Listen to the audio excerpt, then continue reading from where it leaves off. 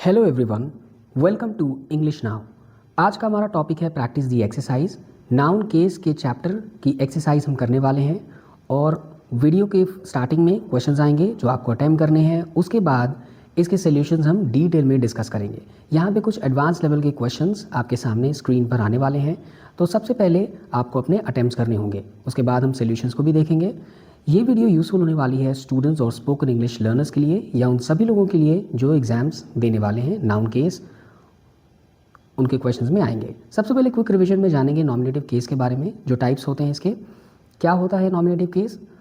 जो काम करे या जो सेंटेंस में नाउन सब्जेक्ट की तरह आता है वो नॉमिनेटिव केस होता है। ऑब्जेक्टिव केस जिस पर काम हो, जो सेंटेंस में ऑब्जेक्ट की तरह आए, वो ऑब्जेक्टिव केस होता है।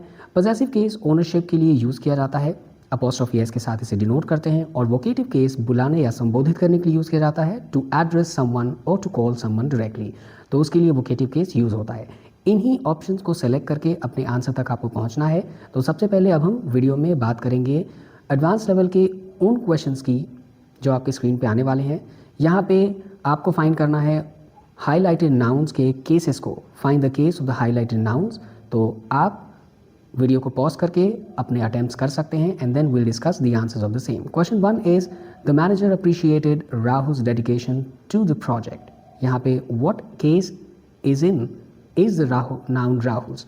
यहाँ पे राहुल्स का केस क्या है? A nominative case, objective, possessive और वोकेटिव। ये आपके ऑप्शंस हैं और यही ऑप्शंस आपके स्क्रीन पे बाकी क्वेश्चंस में भी आएंगे। Question 2 is we elected Rita the class representative unanimously.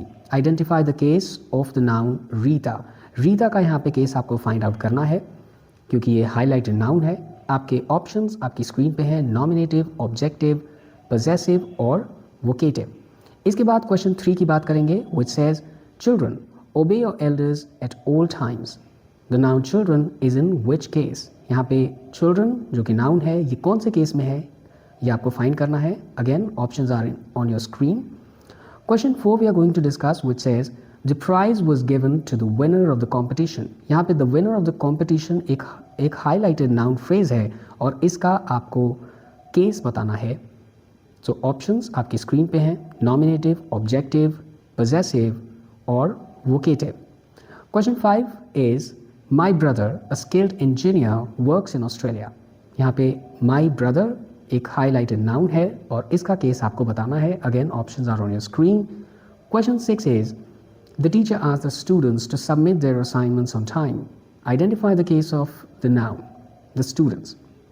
Students का यहाँ पे आपको केस बताना है। Question 7 is Ramesh's friends advice help me succeed. Which case is shown by the nouns Ramesh's and friends. Ramesh's and friends ये दोनों हाईलाइटेड नाउन्स हैं और इनके केस आपको बताने हैं। Question 8 is, it was the doctor who saved the child's life. यहाँ पे the doctor highlighted noun है, इसका केस आपको बताना है। You have options nominative, objective, possessive और vocative. Question 9 is, they appointed him leader of the team. यहाँ पे आपको leader highlighted noun का केस बताना है। Again options are on your screen. And the last question of advanced level is question number 10, which says, O judge, deliver a fair verdict. यहाँ पे O judge का case आपको बताना है, ये कौन से केस में है? Is it in nominative, objective, possessive or vocative? Now I'm assuming that you have attempted all your answers and after this we are going to discuss the solution of the same. So answer की explanation के साथ देखते हैं। Question 1 was, the manager appreciated Rahul's dedication to the project. यहाँ पे highlighted noun Rahul's का आपको case बताना था। It is in possessive case.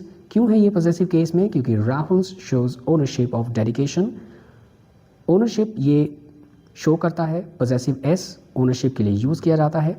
इसके बाद अब हम क्वेश्चन 2 को डिस्कस करेंगे। We elected Rita the class representative unanimously.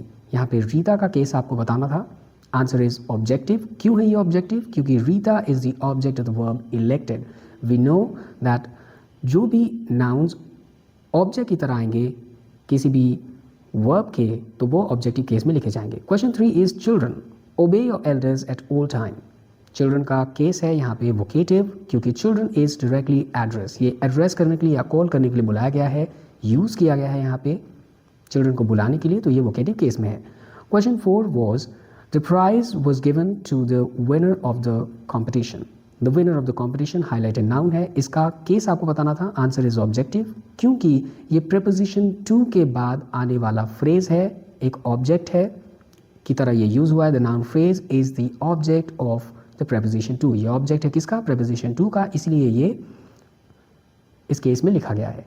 Now question 5 is my brother a skilled engineer works in Australia. तो माई ब्रदर का केस आपको बताना था, आंसर इज नॉमिनेटिव, क्योंकि ये सब्जेक्ट है of the verb works. Question 6 is the teacher asked the students to submit their assignments on time.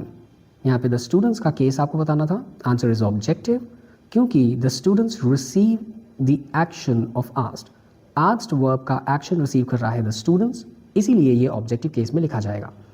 Now we are going to discuss question number 7 which says Ramesh's friends advice help me succeed.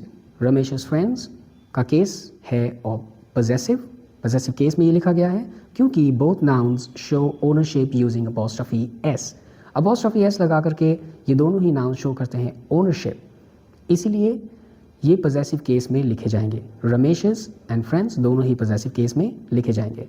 Now question 8 is it was the doctor who saved the child's life. यहाँ पे the doctor का case आपको बताना था, answer is nominative, क्योंकि the doctor is the subject of the verb saved, the verb save का ये subject है। Question 9 is they appointed him leader of the team.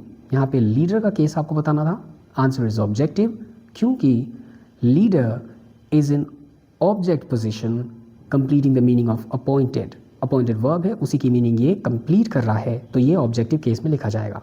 Now the last question was o जज deliver a fair verdict. यहाँ पे ओ जज का case था vocative, क्योंकि जज is directly address using O. यहाँ पे ओ जज एड्रेस करने के लिए या कॉल करने के लिए यूज़ किया गया है, इसी वजह से ये वोकेटिव केस में लिखा जाएगा। सो ये थी आज की हमारी वीडियो। आपको ये वीडियो कैसी लगी हमें ज़रूर बताएं। We'll meet in another video with a different exercise right here on English Now. Till then, take care and thank you for watching.